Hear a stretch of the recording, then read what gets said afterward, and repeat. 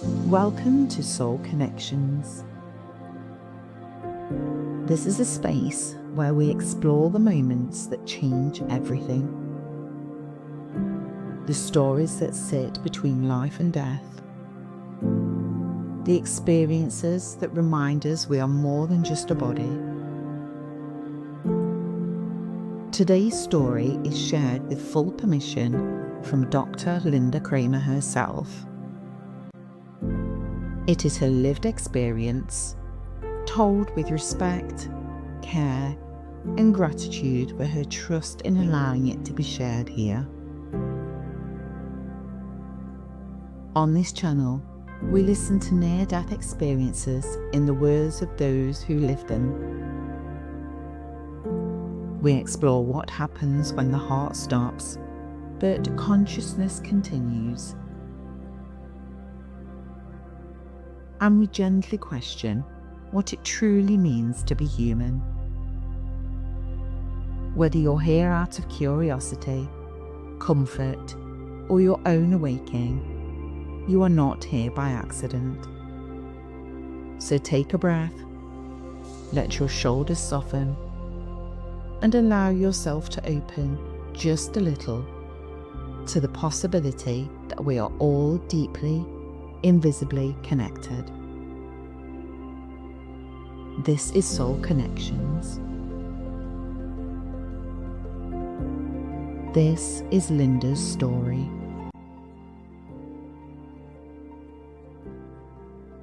I need to start before my death, because my death didn't come out of nowhere. Not really. Not in the way that people assume.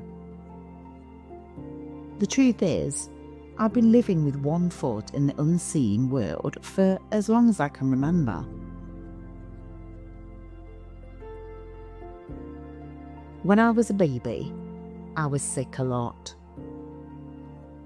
My mother has told me there was many nights I would go blue and be rushed to hospital. And I remember parts of those early hospital moments in a way that still sits in my bones. I remember being very small, in a bed that felt enormous. I remember plastic sheeting hanging from the ceiling like a makeshift oxygen tent. I remember my mother on the other side of it, crying, speaking to a doctor in a white coat. And I remember looking at her and not understanding why she was so afraid, because I felt fine. And on that bed with me, there were 3 shadowed beings, dark outlines, calm, present. I remember them telling me it was going to be all right, that I would go home soon. One of them was her, the woman who had been with me my entire life.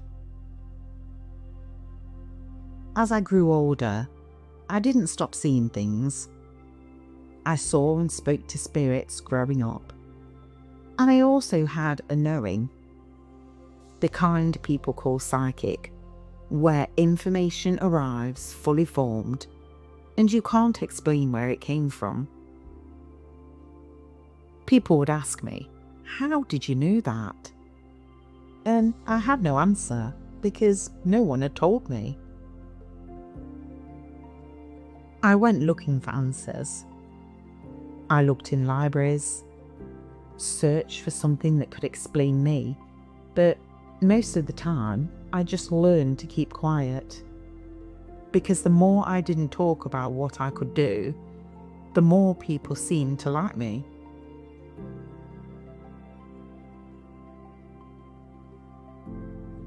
In my first marriage, my husband called me the witch. He'd announce it proudly in public, like it was entertaining. At first, you might think that it sounds almost playful, but what it created was this awful dynamic where people didn't want to know me. They wanted to know the circus act. They wanted the spooky party trick.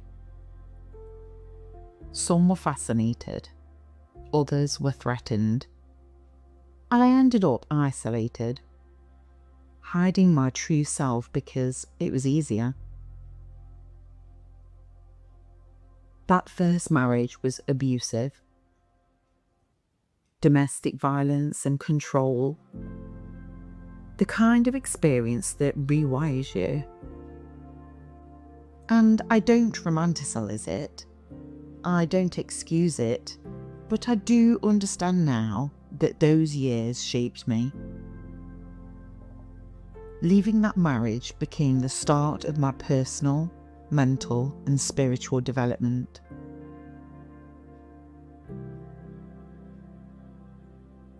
In 1977, I travelled from Australia to America because I didn't want to live with the regret of what if. I married my second husband in North Carolina in August 2000, and I truly wanted to stay. I loved America. I wanted to do immigration properly, get my green card, work there, live there, and have a family with this man.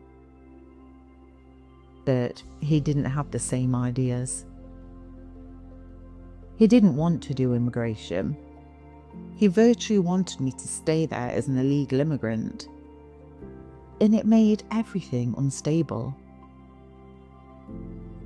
We fought constantly. It wasn't a safe relationship emotionally, and I don't like going into more detail because I don't want to trigger people around domestic abuse, but it was not peaceful. Then I got sick.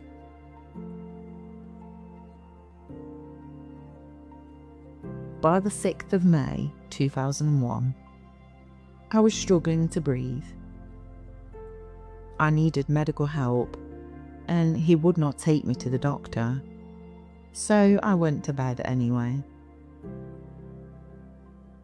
At about 2 in the morning, I woke up and I couldn't breathe. It took me about 10 minutes just to get from the bed into the toilet area of the bedroom.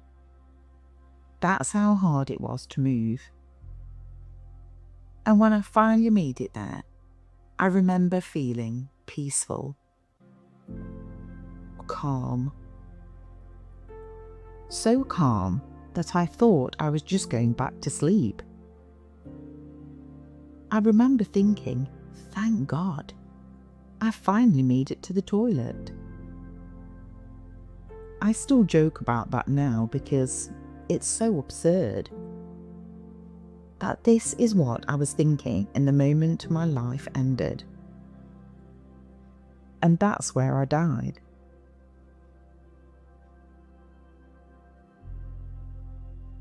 The next thing I knew, I was floating up near the ceiling in the living room. I looked down and I only had knees. From my knees down, there was nothing. No feet. But it didn't scare me. I was peaceful and calm. Then the front door opened. 2 paramedics came in and ran straight through the living room past me. Heading down the corridor, through the bedroom, toward where my body was in the ensuite area. More arrived after them. A sheriff, fire department personnel, and other emergency responders in uniforms I didn't recognise at the time. And while I was floating there, I saw everything. When the sheriff arrived, I saw details that later mattered because I verified them. I saw that one of his buttons had popped off. I saw that he had a limp. I saw which chair he sat in. I saw what he wrote on his board. I heard every conversation. Then 2 more paramedics arrived. The advance crew, carrying heavy equipment and big green bags. And I was still not afraid. Later, I realised that this floating stage lasted 45 minutes in Earth time. From when I first found myself near the ceiling until the moment they wheeled my body out of the house. I watched them wheel her out, and I wasn't attached to that person at all.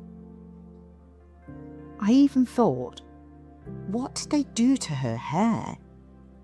Not my hair, her hair, because it wasn't me anymore. My husband left after that. He locked the front door, and I was still floating there.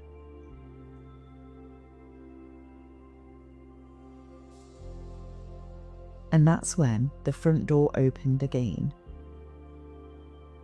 To this day, I cannot explain how, because the door was locked when he left.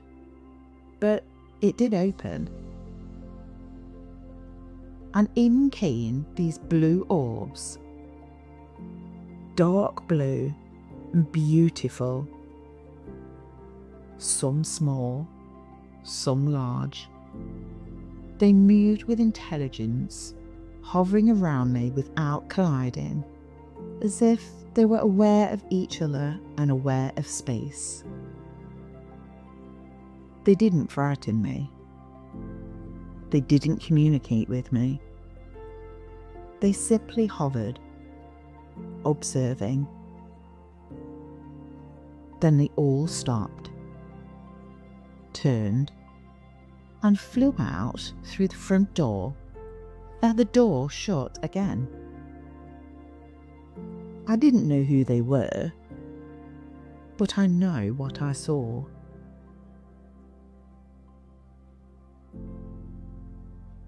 After the orb left, I felt a tap on my shoulder. And as I turned, everything changed. I found myself in what I call a fog stage. Pure darkness, like having your eyes closed, except there was no blinking. It was just blackness. And then, as the fog thinned, it became a new place.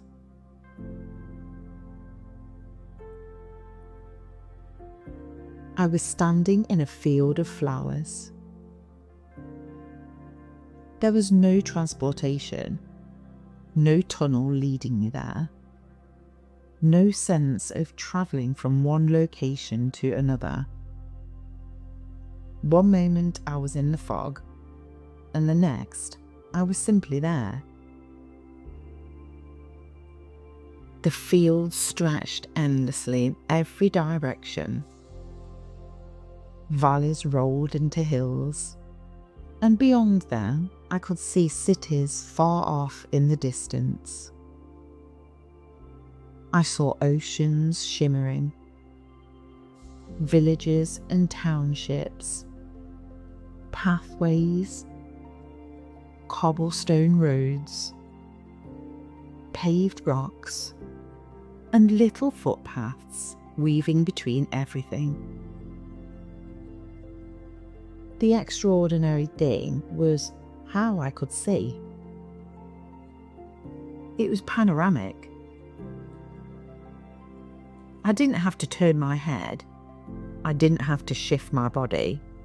Everything around me, behind me, beside me, far into the distance, was simply within my awareness all at once.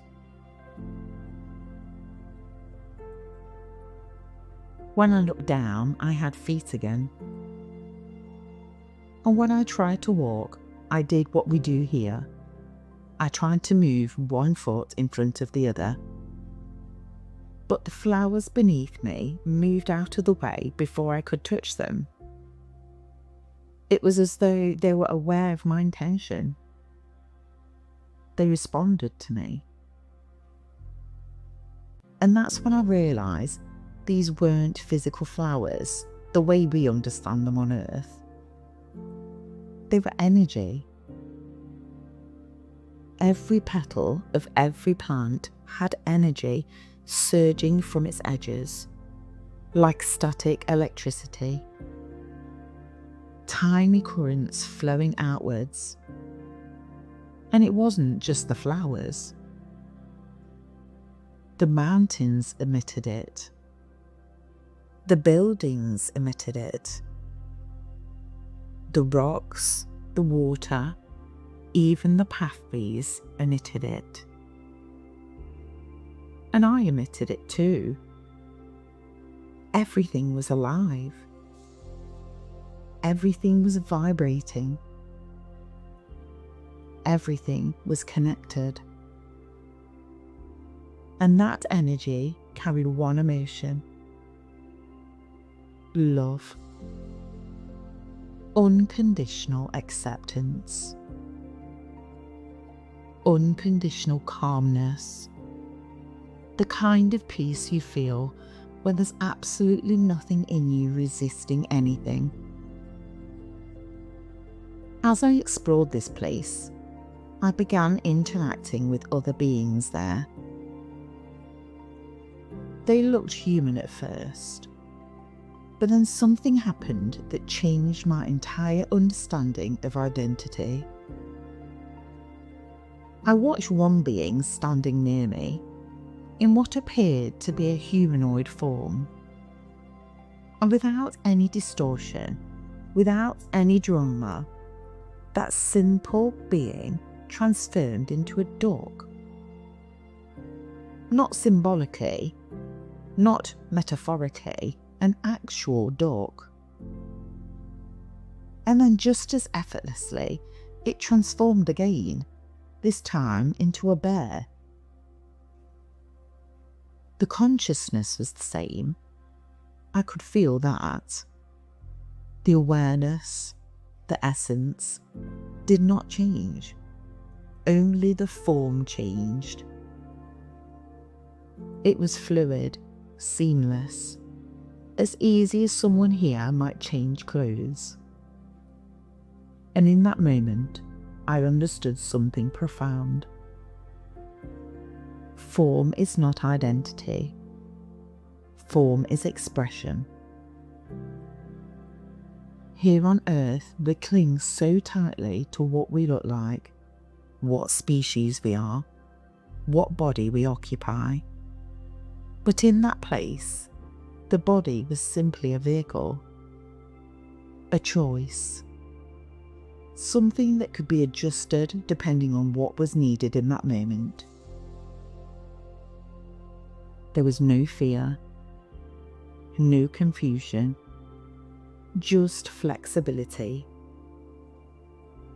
That place was not rigid, it was creative.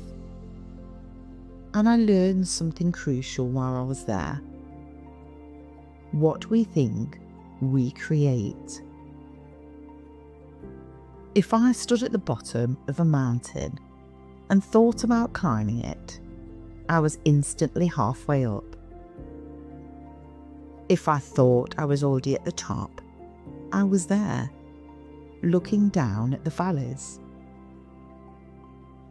Creation wasn't effort, it was thought. And I estimate, based on how far I travelled, how much I experienced, and how long it would equate to Earth time, that I was in this field for about 18 months, maybe even 2 years. It felt long. It felt expansive, but it felt like home.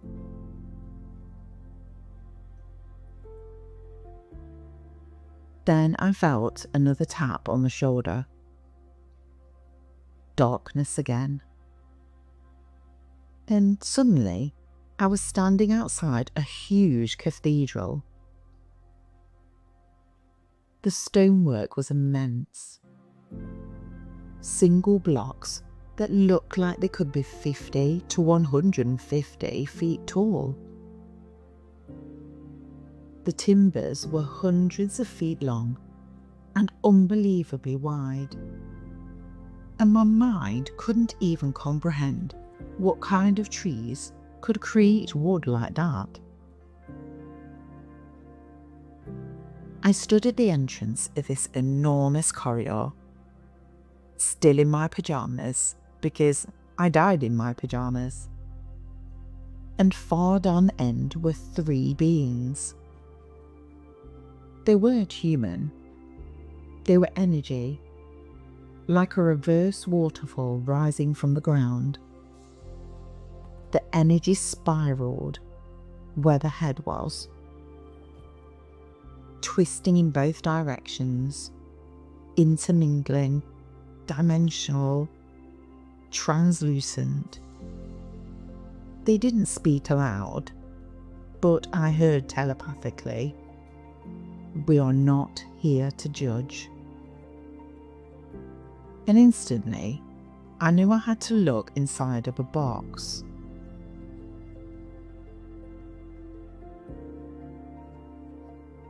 I opened the lid. Inside, there were no walls, no floors, just eternity. There were countless balls inside, like tiny balloons, and inside each one was something like a screen, a memory I had lived. Millions and billions. I saw myself as a baby, as a teenager, at 5 years old, working in my 20s, my first wedding, my second wedding. Everything was there. And I knew I had to take one bubble at a time and heal the emotional reactions, the impacts of what I had caused. This is karma, not punishment. Perspective, understanding. I watched a scene where I was a baby pulling my grandmother's cat's tail. First, I observed it. Then I became the baby and I felt it. I felt the nappy, the grass, the wind, the giggling. Then instantly, I became the cat, and I felt the pain surge from my tail to my spine, to my neck, and I cried out. And I understood, you don't only heal what you did. You heal what you caused others to feel. There were thousands of these, 6,000 to 8,000 memories at least. Some took 15 minutes. Some took 45 minutes of sobbing on the floor. Even the good memories were magnified tenfold. That's why I estimate this phase lasted a year to a year and a half, maybe even more.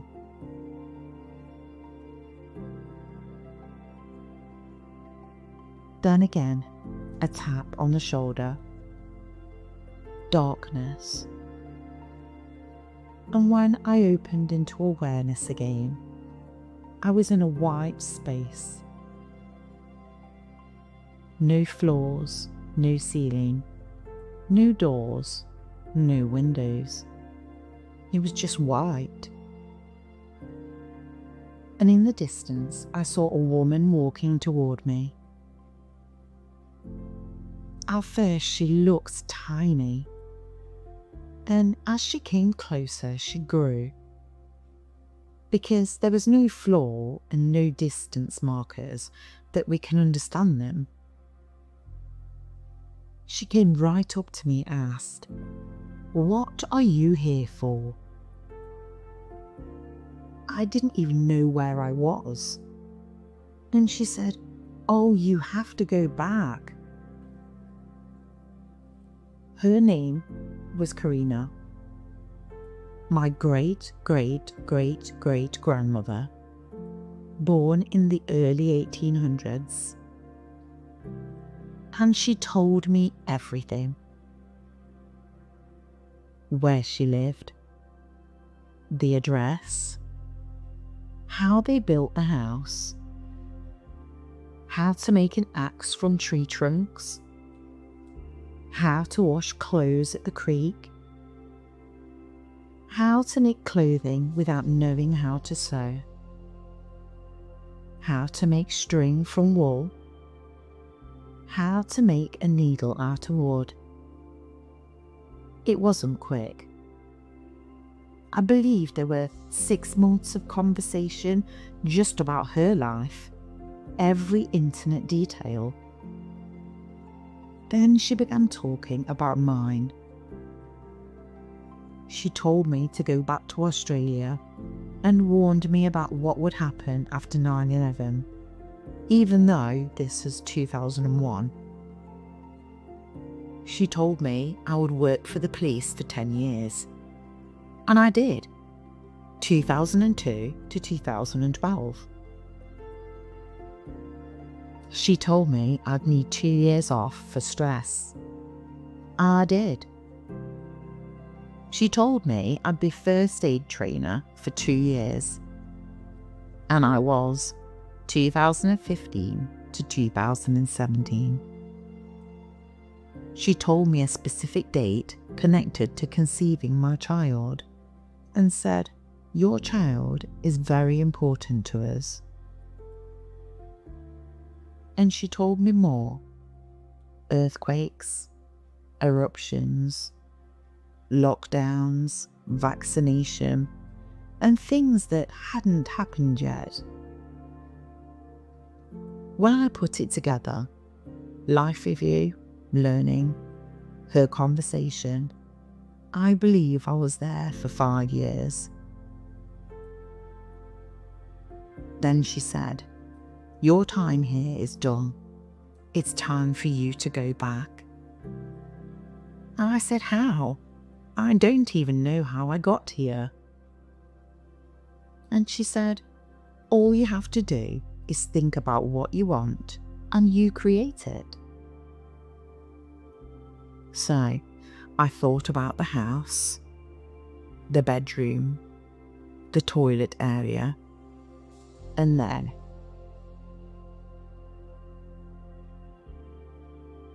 I opened my eyes and I was laying down. They were pulling a big blue tube out of my throat, and it hurt. The pain shocked me because I'd had years of no pain, and suddenly everything hurt. A nurse told me to squeeze her hand if I could hear her, and I squeezed it. And even moving fingers felt strange after being out of a body for so long. Then I asked her about her cat, Motley. I described him in detail. She swore it was her first day in ICU and she'd never met me. From then on, my abilities were amplified. Spirits, guides, information, intuition, the sense of knowing became stronger than it ever been.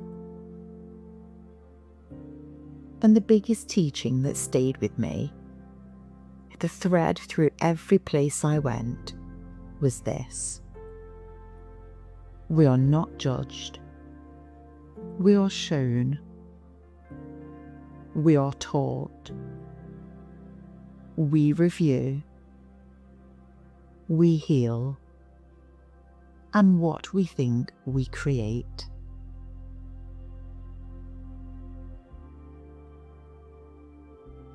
If this story touched something inside you, if it stirred a memory, a question, or even a quiet knowing, then trust that. These experiences are not shared to convince, they're shared to connect, to remind us that love may be stronger than death, that consciousness may continue, and that none of us walk this path alone. If you feel called to, subscribe and join our growing community here at Soul Connections. Share your thoughts in the comments. I love to read everyone. And until our next story, be kind, be curious, and remember, the soul always knows more than we think.